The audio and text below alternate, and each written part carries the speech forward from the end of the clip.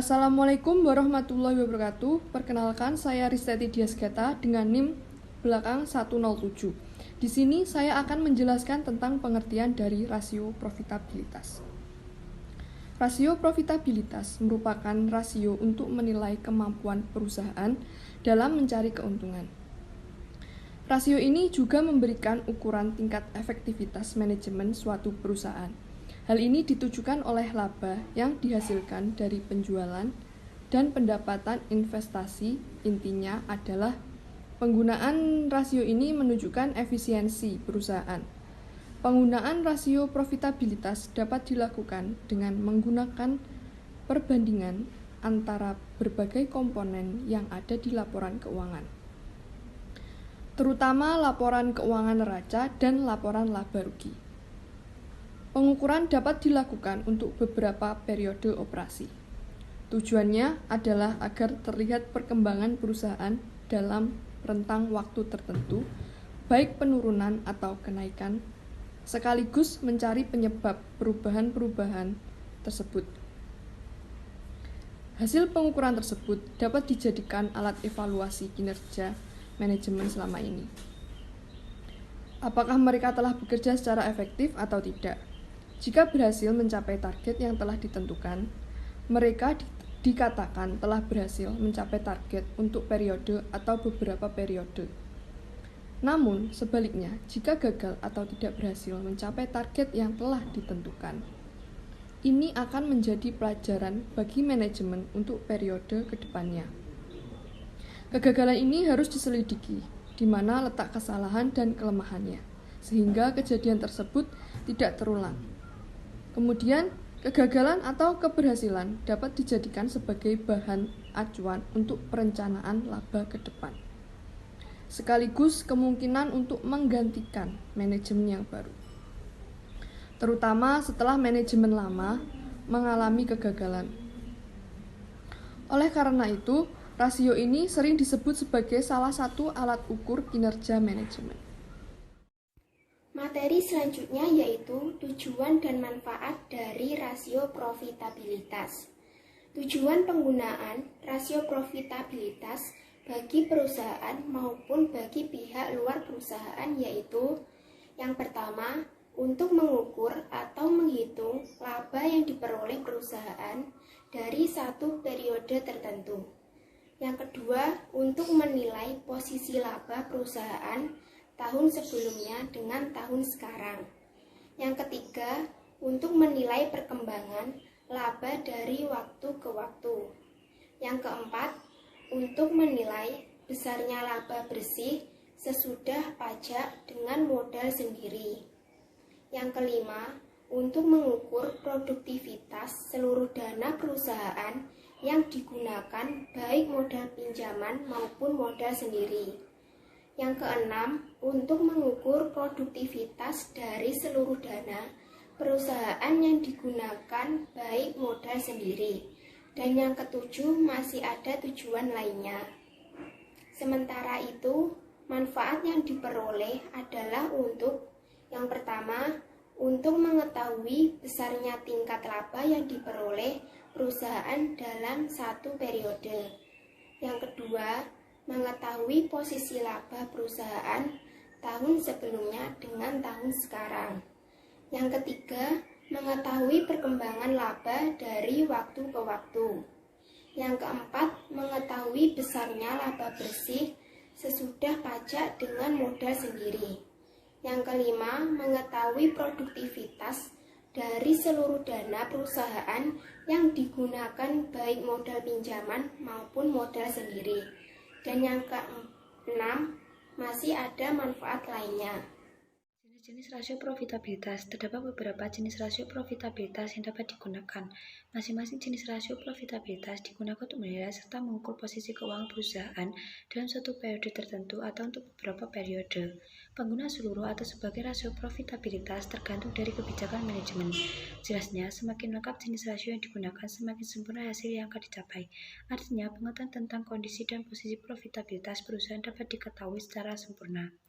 Dalam prakteknya, jenis-jenis rasio profitabilitas yang dapat digunakan adalah 1. Profit margin atau profit margin on sales, 2. Return on investment atau ROI, 3. Return on equity atau ROE, 4. Laba per lembar saham. Untuk pembahasan rasio-rasio ini, kita menggunakan laporan keuangan PT Yumiko Maharani Tbk yang ada di halaman 111 dan 112. 1. Profit margin on sales. Profit margin on sales atau margin laba atas penjualan merupakan salah satu rasio yang digunakan untuk mengukur margin laba atas penjualan. Cara pengukuran rasio ini adalah dengan membandingkan laba bersih setelah pajak dengan penjualan bersih. Rasio ini juga dikenal dengan nama profit margin. Terdapat dua rumus untuk mencari profit margin, yaitu sebagai berikut. 1. Untuk margin laba kotor dengan rumus profit margin sama dengan penjualan bersih dikurangi harga pokok penjualan dibagi sales. Rasio ini merupakan cara untuk penetapan harga pokok penjualan. Contohnya, komponen laporan keuangan, penjualan atau sales pada tahun 2005, 5.950, pada tahun 2006, 5.550. Harga pokok penjualan pada tahun 2005, 4.050, pada tahun 2006, 3.850. Untuk tahun 2005, profit margin sama dengan 5.950 dikurangi 4.050 dibagi 5.950 sama dengan 0,319 dibolehkan menjadi 32%. Untuk tahun 2006, profit margin sama dengan 5.550 dikurangi 3.850 dibagi 5.550 sama dengan 0,306 dibolehkan menjadi 31%. Jika rata-rata industri untuk profit margin adalah 30%, margin laba perusahaan tahun 2005 dan tahun 2006 baik, karena berada di atas rata-rata industri. 2. Untuk margin laba bersih dengan rumus net profit margin sama dengan earning after interest and tax dibagi sales. Margin laba bersih merupakan ukuran keuntungan dengan membandingkan antara laba setelah bunga dan pajak dibandingkan dengan penjualan. Rasio ini menunjukkan pendapatan bersih perusahaan atas penjualan. Contohnya, komponen laporan keuangan, penjualan atau sales pada tahun 2005, 5.950, pada tahun 2006, 5.550, earning after interest and tax pada tahun 2005, 1.296, pada tahun 2006, 904. Untuk tahun 2005, net profit margin sama dengan 1.296 dibagi 5.950 sama dengan 0,2178 dibagi menjadi 21,8%.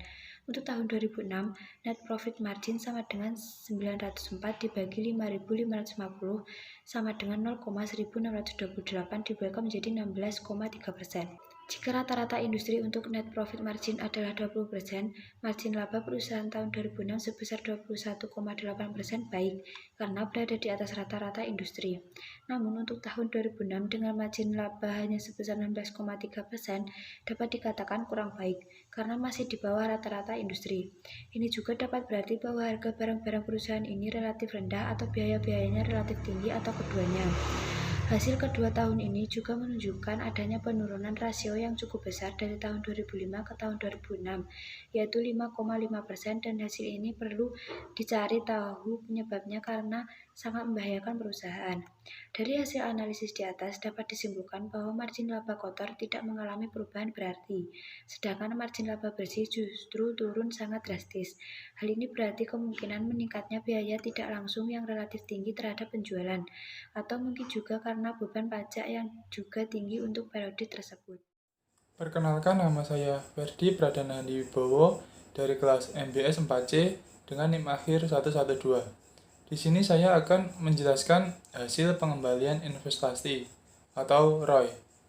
Hasil pengembalian investasi atau lebih dikenal dengan nama Return on Investment merupakan rasio yang menunjukkan hasil atau return atas jumlah aktiva yang digunakan dalam perusahaan. ROI juga merupakan suatu ukuran tentang efektivitas manajemen dalam mengelola investasinya. Di samping itu, hasil pengembalian investasi merupakan produktivitas dari seluruh dana perusahaan, baik modal pinjaman maupun modal sendiri. Semakin kecil atau rendah rasio ini, semakin kurang baik. Demikian pula sebaliknya. Artinya, rasio ini digunakan untuk mengukur efektivitas dari keseluruhan operasi perusahaan. Rumus untuk mencari return on investment dapat digunakan sebagai berikut. ROI sama dengan earning after interest and tax per total asset. Contoh, komponen laporan keuangan tahun 2005. Laba sesudah bunga dan pajak sebesar 1.296. Total aktiva sebesar 4.200. Sedangkan tahun 2006, laba sesudah bunga dan pajak sebesar 904. Total aktiva sebesar 4.000. Untuk tahun 2005, return on investment sama dengan 1.296 per 4.200 sama dengan 0,308 dibulatkan menjadi 31%. Untuk tahun 2006, return on investment sama dengan 904 per 4.000 sama dengan 0,226 dibulatkan menjadi 23%. Perhitungan ROI tahun 2005 menunjukkan bahwa tingkat pengembalian investasi yang diperolehnya sebesar 31%. Kemudian pada tahun 2006 turun menjadi hanya sebesar 23%. Artinya hasil pengembalian investasi berkurang sebesar 8%. Dan ini menunjukkan ketidakmampuan manajemen untuk memperoleh ROI. Jika rata-rata industri untuk return on investment adalah 30%, berarti margin laba perusahaan untuk tahun 2005 cukup baik, kecuali untuk tahun 2006 sebesar 23%, masih di bawah rata-rata industri. Rendahnya rasio ini disebabkan karena rendahnya margin laba dan rendahnya perputaran aktiva. Nama saya Ajeng Lela Puspita, NIM akhir 109. Saya di sini akan menjelaskan jenis-jenis rasio profitabilitas dengan poin yang ketiga. Hasil pengembalian investasi ROI dengan pendekatan DuPont untuk mencari hasil pengambilan investasi selain dengan cara yang sudah dikemukakan di atas. Kita dapat menggunakan pendekatan DuPont. Hasil yang diperoleh antara cara seperti rumus di atas dengan pendekatan DuPont adalah sama. Berikut ini adalah cara mencari penghasilan pengembalian investasi dengan pendekatan DuPont. ROI sama dengan margin laba bersih dikali perputaran total aktiva. Selanjutnya saya akan menjelaskan materi keempat, hasil pengembalian ekuitas. Hasil pengembalian ekuitas atau return of equity atau rentabilitas modal sendiri merupakan rasio untuk mengukur laba bersih sesudah pajak dengan modal sendiri. Rasio ini menunjukkan efisiensi penggunaan modal sendiri. Semakin tinggi rasio ini semakin baik. Artinya posisi pemilik perusahaan semakin kuat, demikian pula sebaliknya. Untuk rumus mencari return of equity dapat digunakan sebagai berikut. Rumus tersebut, return of equity sama dengan earning after interest and tax per equity. Untuk contoh, tabel sebagai berikut. Komponen laporan keuangan pada tahun 2005 dan pada tahun 2006. Untuk EIG pada tahun 2005 menunjukkan 1296. Untuk tahun 2006 904. Total equity pada tahun 2005 2250, untuk tahun 2006 2100. Jadi untuk mencari tahun 2005 menunjukkan rumus sebagai berikut. Return of equity sama dengan 1296 per 2250 sama dengan 57,6 dibulatkan menjadi 58% atau 58%. Kemudian untuk tahun 2006 return of equity sama dengan 904 per 2100 sama dengan 43. Perhitungan ROI tahun 2005 menunjukkan bahwa tingkat pengembalian investasi yang diperoleh sebesar 58%. Kemudian tahun 2006 turun menjadi hanya sebesar 43%. Artinya hasil pengembalian investasi berkurang sebesar 15%. Dan ini menunjukkan ketidakmampuan manajemen untuk memperoleh ROI seiring dengan menurunnya ROI.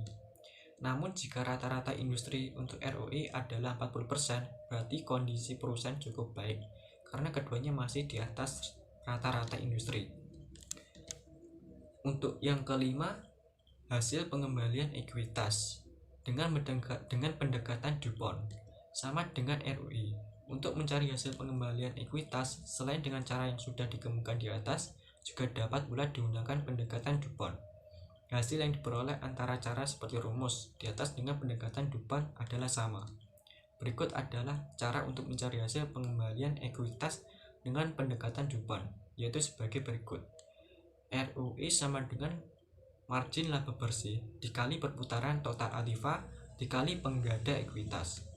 Berikut adalah contoh tabel data pengukuran yang digunakan pada perhitungan rasio sebelumnya untuk tahun 2005 dan tahun 2006. Komponen perhitungan rasio ROE pada tahun 2005 menunjukkan angka 57,6%, 2006 43%, untuk margin laba bersih 21,78%, untuk 2006 16,28%. Untuk perputaran total aktiva 1.401,416 kali, untuk 2006 1,387 kali. Untuk total aktiva atau ekuitas pada tahun 2005 4.200 atau 2.250 sama dengan 1.866 kali. Untuk tahun 2006 4.000 atau 2.100 sama dengan 1.904 kali. Dengan demikian hasil yang diperoleh untuk tahun 2005 ROE 57,6% sama dengan margin laba bersih 21,78% dikali perputaran total aktiva 1,416 dikali penggada ekuitas 1,866. Hasil tersebut kemudian dibulatkan. Untuk tahun 2006 ROE sama dengan margin laba bersih dikali perputaran total aktiva kali penggada ekuitas.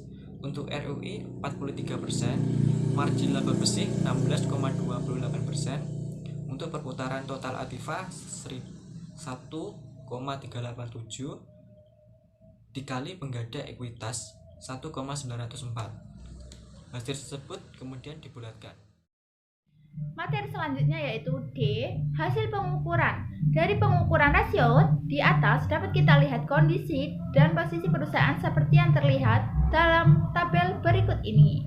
Yang pertama yaitu net profit margin 21,78%, 16,28%, 20%. Yang kedua yaitu return on investment 31%, 23%, 30%. Yang ketiga yaitu return on equity 57,60%, 43,00%, 40%. Yang terakhir yaitu earning per share of common stock Rp 810, Rp 565. Kondisi net profit margin perusahaan cukup memprihatinkan karena turun cukup drastis di tahun 2006, yaitu dari 21,78% turun menjadi 16,28%. Di tahun 2006 turun sebesar 5,5%. Jika rata-rata industri untuk net profit margin adalah 20%, berarti margin laba perusahaan tahun 2005 sebesar 21,78%, baik karena berada di atas rata-rata industri. Namun, untuk tahun 2006 dengan margin laba hanya sebesar 16,28% dapat dikatakan kurang baik karena masih di bawah rata-rata industri. Ini juga dapat berarti bahwa harga barang-barang perusahaan ini relatif rendah atau biaya-biayanya relatif tinggi atau keduanya. Kondisi ROI juga menurun, yaitu sebesar 8%, di mana tahun 2005 ROI yang diperoleh 31%, namun pada tahun 2006 turun menjadi hanya 23%. Jika rata-rata industri untuk return on investment adalah 30%, berarti margin laba perusahaan tahun 2005 sebesar 30,8%, baik untuk tahun 2006 dengan rasio sebesar 23%, kondisinya kurang baik karena masih di bawah rata-rata industri. Rendahnya rasio ini disebabkan rendahnya margin laba karena rendahnya perputaran aktiva. Tidak jauh berbeda dengan ROI, kondisi ROE juga mengalami penurunan yang cukup tajam, yaitu sebesar 14,6% dari semula tahun 2005 sebesar 57,6% menjadi hanya 43% tahun 2006. Jika rata-rata industri untuk return on equity (ROE) adalah 40%, berarti kondisi perusahaan baik untuk tahun 2005 maupun tahun 2006 dalam kondisi yang baik. Hal ini disebabkan kondisi tersebut berada di atas rata-rata industri. Kondisi laba per lembar saham juga menurun dari tahun 2005 ke tahun 2006. Dari hasil perhitungan tersebut di atas terlihat bahwa kesejahteraan pemegang saham menurun. Penurunan ini cukup lumayan besar, yaitu 255 per lembar saham. Artinya, kemampuan perusahaan untuk mencari keuntungan dapat dikatakan gagal. Ke depan, manajemen perlu melakukan evaluasi secara menyeluruh. Mengapa semua rasio profitabilitas perusahaan menurun? Poin 6. Laba per lembar saham biasa. Rasio laba per lembar saham atau disebut juga rasio nilai buku merupakan rasio untuk mengukur keberhasilan manajemen dalam mencapai keuntungan. Bagi pemegang saham, rasio yang rendah berarti manajemen belum berhasil untuk memuaskan pemegang saham. Sebaliknya, dengan rasio yang tinggi, kesejahteraan pemegang saham meningkat. Dengan pengertian lain, tingkat pengembalian yang tinggi. Keuntungan bagi pemegang saham adalah jumlah keuntungan setelah dipotong pajak. Keuntungan yang tersedia bagi pemegang saham biasa adalah jumlah keuntungan dikurangi pajak, dividen, dan dikurangi hak-hak lain untuk pemegang saham prioritas. Rumus untuk mencari laba per lembar saham biasa adalah sebagai berikut. Laba per lembar saham sama dengan laba saham biasa dibagi saham biasa yang beredar. Sebagai contohnya, ini adalah model contoh. Komponen laporan keuangan pada tahun 2005, keuntungannya mencapai 1.296 dan pada 2006 904.000. Terus jumlah saham biasa yang beredar pada tahun 2005 adalah 1.600 dan 2006 1.600. Untuk tahun 2005, laba per lembar saham sama dengan 1.296 dibagi 1.600 sama dengan 810.000. Untuk tahun 2006, laba per lembar saham 904 dibagi 1.600 sama dengan 565. Dari hasil perhitungan tersebut, terlihat bahwa kesejahteraan pemegang saham menurun. Sehubung dengan menurunnya laba per lembar saham yang dihasilkan perusahaan, penurunan ini cukup lumayan besar, yaitu 255.000 per lembar saham. Apabila di dalam perusahaan tersebut di samping saham biasa juga terdapat saham prioritas, kita dapat menentukan mana yang menjadi hak pemegang saham prioritas setelah dikurangi dari laba yang diperoleh. Baru kemudian menghitung laba per lembar masing-masing saham.